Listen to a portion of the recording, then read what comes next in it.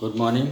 आज हम पढ़ेंगे प्रतिरक्षी प्रतिक्रिया की विशेषताओं के बारे में।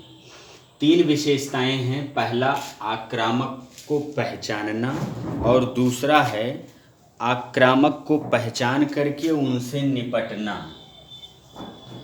आक्रामक से निपटना। आक्रामक को पहचानने के लिए हमने कल बताया था MHC मेजर हिस्टोकॉम्पैटिबिलिटी कॉम्प्लेक्स इसको बोलते हैं, या मेजर हिस्टोकॉम्पैटिबिलिटी कॉम्प्लेक्स कहा जाता है। ये क्या है? ये विशेष प्रकार के ग्लाइकोप्रोटीन होते हैं जो कोशिकाओं की सतह पर पाए जाते हैं। ये क्या करते हैं? एंटीजन या जो विषैले पदार्थ होते हैं, हानिकारक जीवाणु होते हैं, वायरस होते हैं, ये अपने से ये चिपका लेते हैं और चिपका करके उसकी पहचान करते हैं कि क्या ये जो है बाहरी पदार्थ हमारे लिए उपयोजित है या नहीं है। इसके द्वारा ये पहचान किया जाता है। तो वैसे ही आक्रामक को पहचानने का काम कौन करता है? लिम्फोसाइट की कोशिकाएं करती हैं। लिम्फोसाइट जो कोशिका होती है, बताए थे विशिष्ट सुरक्षा तंत्र में जो लिम्फोसाइट होती हैं, एक बी लिम्फोसाइट एक टी लिम्फोसाइट। तो जो बी लिम्फोसाइट या टी लिम्फोसाइट होती हैं, ये उनको पहचानने का कार्य करती हैं, आइडेंटिफिकेशन का कार्य करती हैं, सेल्फ और नॉन सेल्फ की पहचान करती हैं कि हमारी बॉडी का है कि दूसरी बॉडी का है। इसको पहचानती हैं और पहचानने का काम कौन करता है?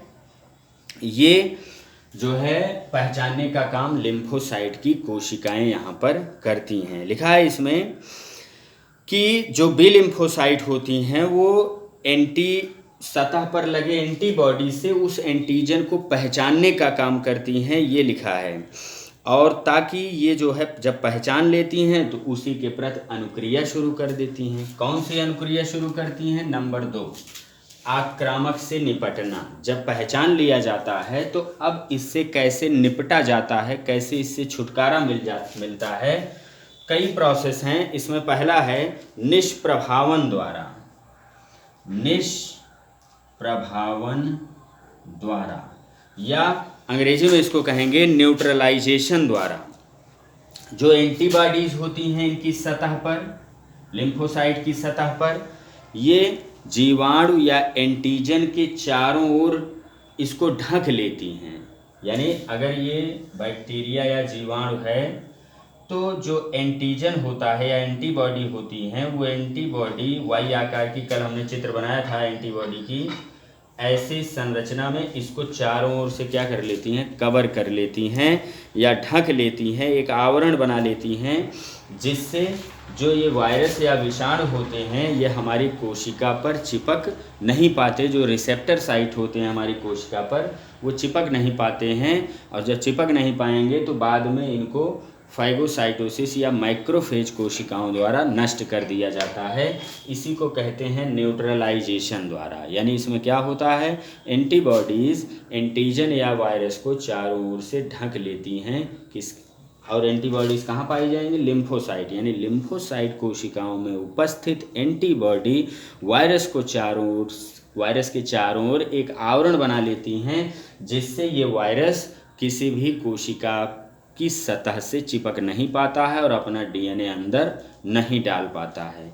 इसी तरीके से जो हानिकारक प्रभाव भी अगर उत्पन्न करता है कोई भी वायरस या हानिकारक प्रोटीन उत्पन्न करता है तो उसको भी ये नष्ट कर देती हैं, समाप्त कर देती हैं, भक्षण कर लेती हैं। पहला हो गया न्यूट्रलाइजेशन के द्वारा इसका निपटारा किया जाता है। दूसरा लिया है समूहन द्वारा या एग्लूटिनेशन। समूहन द्वारा इसको नष्ट किया जाता है। समूहन द्वारा कैसे नष्ट किया जाएगा? एक अकेली एंटीबॉडी कई सारे बैक्टीरिया को इकट्ठा कर लेती हैं और इकट्ठा करके उसको माइक्रोफेज कोशिकाओं में भेज देती हैं, या माइक्रोफेज कोशिकाएं आकर के जितना भी इकट्ठा किया हुआ एंटीजन है, वायरस है, उन सबको नष्ट कर दिया जाता है। यानी सब जितने भी विषैले या वायरस हानिकारक बैक्टीरिया हैं सबको इकट्ठा कर लिया जाता है, यानी समूह बना लिया जाता है और अकेली एंटीबॉडी इसको समूह को बनाती है और बाद में मैक्रोफेज कोशिकाओं द्वारा इसको नष्ट कर दिया जाता है। तीसरा कैसे नष्ट किया जाएगा? अवक्षेपण द्वारा। यानी जब कोई वायरस या जीवाणु हमारी बॉडी में प्रवेश करता है तो एंटीबॉडी जो होती हैं लिम्फोसाइट से जो बनती हैं एंटीबॉडी, वो एंटीजन का मतलब क्या हुआ? एंटीजन का मतलब कोई भी हानिकारक पदार्थ जो हमारे शरीर में हानि पहुंचाता हो, कोई भी बाह्य पदार्थ जो हमारे शरीर को नुकसान पहुंचाता है उसे एंटीजन कहते हैं। चाहे वो वायरस हो सकते हैं, वो बैक्टीरिया हो सकते हैं, वो प्रोटीन हो सकते हैं, वो कुछ भी हो सकते हैं, धूल हो सकते हैं, चाक हो सकते हैं, कुछ भी बाहरी पदार्थ एंटीजन होते हैं। तो जो एंटीबॉडी एंटीजन से क्रिया करके अवक्षेप बना लेती है, यानी ठोस कण बना लेती है, बाद में माइक्रोफेज द्वारा उसको क्या कर दिया जाता है? नष्ट कर दिया जाता है। एक और प्रक्रिया इसमें ली गई है ऑप्सोनाइजेशन। इसकी हिंदी भी यही है, ऑप्सोनाइजेशन।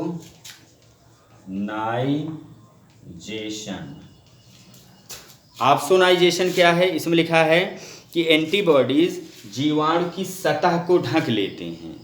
एंटीबॉडीज जीवाणु की सतह को ढक लेते हैं और जिससे माइक्रोफेज कोशिकाएं आसानी से इनको खा लेती हैं।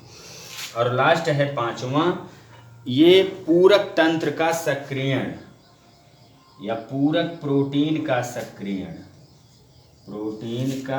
सक्रियण बताया था हमने इसके पहले।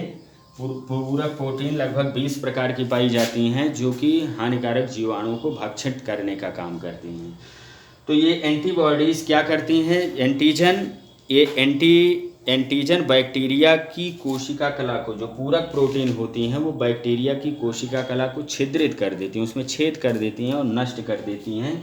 यानी पूरक प्रोटीन द्वारा उस जीवाणु का भक्षण किया जाता है। तो ये है आक्रामकता की पहचानना, आक्रामकता से निपटना। कल हम बताएंगे आक्रामकता को याद करना कैसे ये प्रक्रिया होती है। Thank you.